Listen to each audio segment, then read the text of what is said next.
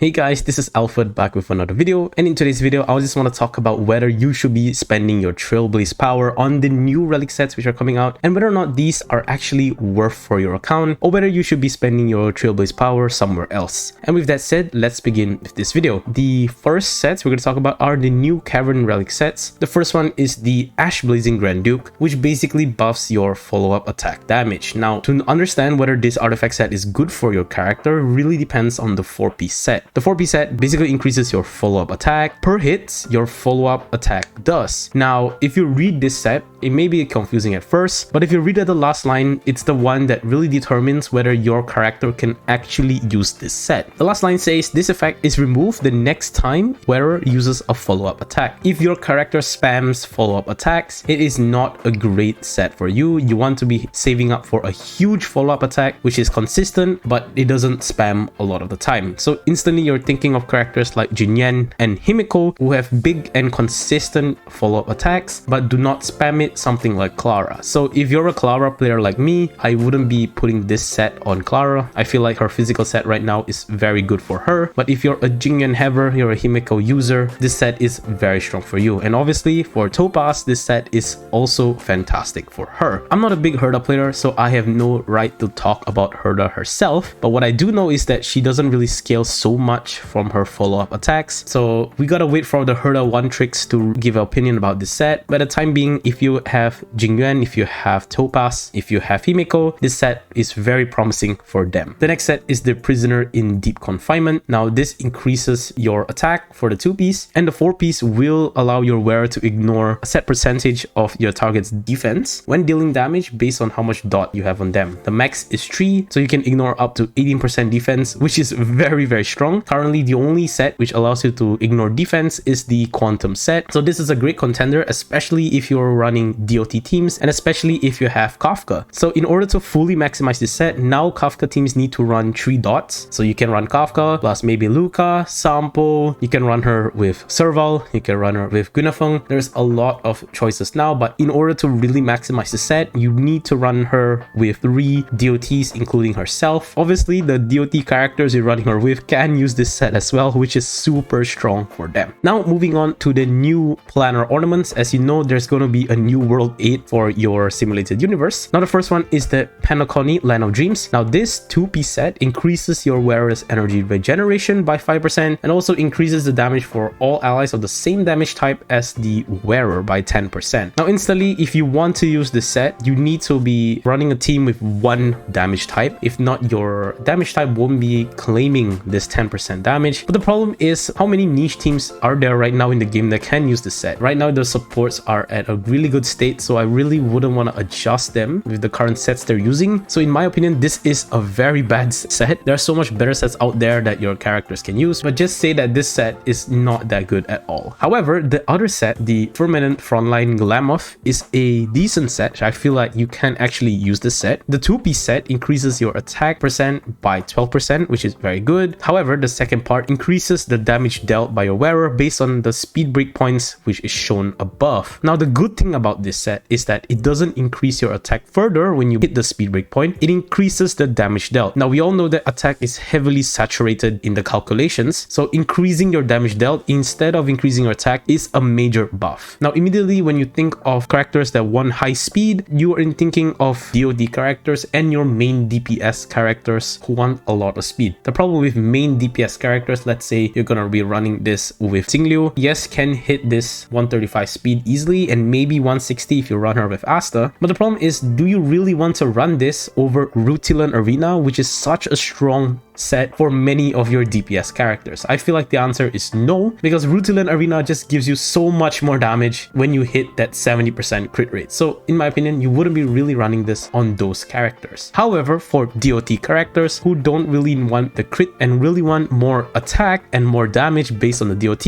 I feel like you can farm this if you're running a lot of DOT teams. So if you're a Kafka haver like me, I'll definitely be farming for this set, because right now the only set you can be running on a DOT team is the Space Sealing Station, which isn't that bad at all, but I feel like you're saturating so much on your attack percent. So overall, in my opinion, this new update for the relics and the ornaments is feasting, especially if you have DOT teams like me who love to play Kafka, who build Sampo example. I really love this new update. And of course, if you're a major Jingyan sim, this is a huge time for you to boost your Jingyan damage. Thank you so much for watching this video. If you like videos like this, why not give a like? It shows me I should be doing more. Comment down below whether you'll be farming for these new relic sets or what you're most excited for in update 1.5. And lastly, do subscribe. We'll be doing more of these relics analysis and even artifact analysis whenever they come out in Genshin Impact. And with that, I will see you guys next time.